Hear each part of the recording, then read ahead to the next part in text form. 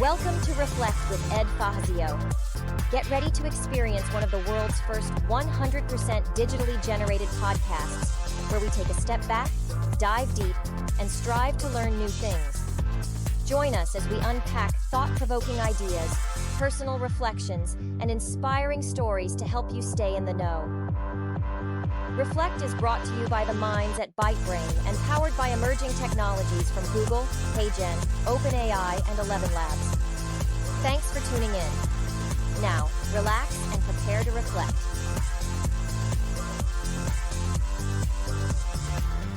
Welcome to Reflect, one of the world's first 100% AI-generated podcasts. I'm Julius. And I'm Hale. This one's going to ruffle some feathers. Good. Here's the number that everyone's running with.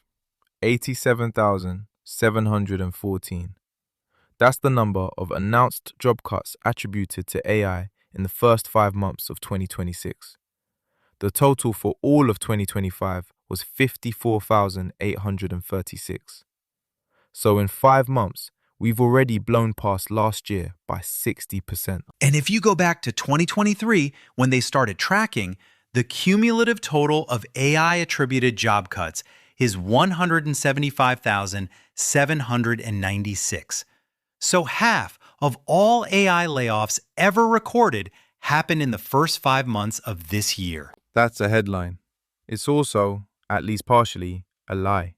That's a strong word, Julius. It's the word Sam Altman used, the CEO of OpenAI, the company whose technology is supposedly replacing all these workers, said in February that some companies are AI washing their layoffs, using AI as a shiny excuse for cost-cutting they were going to do anyway. The guy building the AI is calling out the companies blaming the AI? Because the narrative is bad for everyone. It creates panic, it distorts the labor market, and it lets companies dodge accountability. When you say AI took your job, nobody's responsible. When you say we cut your job to improve margins, someone made that call. And there's research backing this up. A Yale-Brookings study found AI hasn't actually reshaped most jobs yet. Oxford Economics found no sign of firms replacing workers at scale. A Stanford policy brief separated AI hype from reality and concluded that the displacement narrative is running ahead of the actual technology. The New York Times ran a piece in June titled, "Is AI replacing tech workers or providing an excuse?" They found companies like Intuit laid off 3,000 people and said it was to free up money for AI projects. Meta, Amazon, Oracle, Salesforce, Microsoft, all cutting, all citing AI. Over 330,000 jobs cut since January. And the Reddit threads tell a different story. Workers saying they don't buy it. And here's the stat that makes you go, 51% of business leaders said their company will lay off existing workers in 2026 specifically because AI is consolidating or eliminating roles. But only 10% of enterprises have actually scaled AI. So you're telling me half of all companies are cutting workers for a technology that 90% of them haven't even deployed at scale? That's not AI displacement. That's a convenient narrative. Now, let's be fair. BCG published research that says over the next 2 to 3 years, 50 to 55% of jobs in the US will be reshaped by AI. But here's the key word, reshaped, not replaced. The distinction matters enormously. Reshape means the job still exists. The tasks change. A financial analyst might spend less time pulling data and more time interpreting it. A software engineer might spend less time writing boilerplate and more time reviewing architecture. The job evolves, but it doesn't disappear. IDC projects that over 90% of enterprises will face critical AI skills shortages. The gap represents an estimated $5.5 trillion in lost productivity.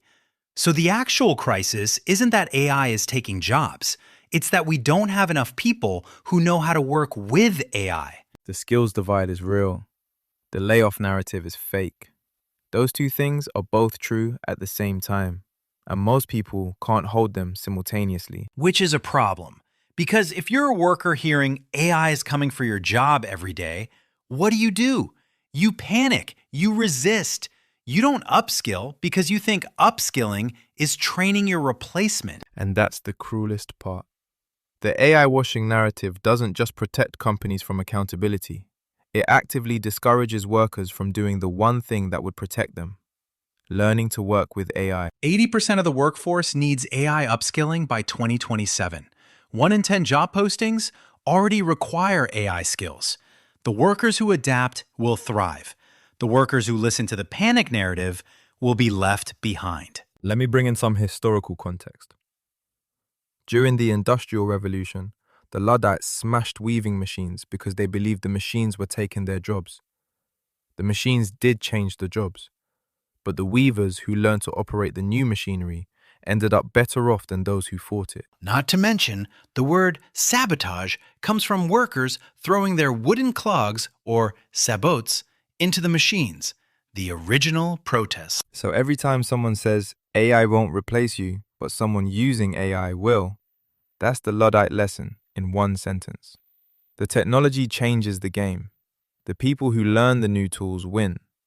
The people who fight the tools lose. But Julius, isn't it different this time?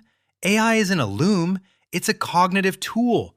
It doesn't just change how we do the work, it changes what parts of the work are valuable. That's actually the most important insight here.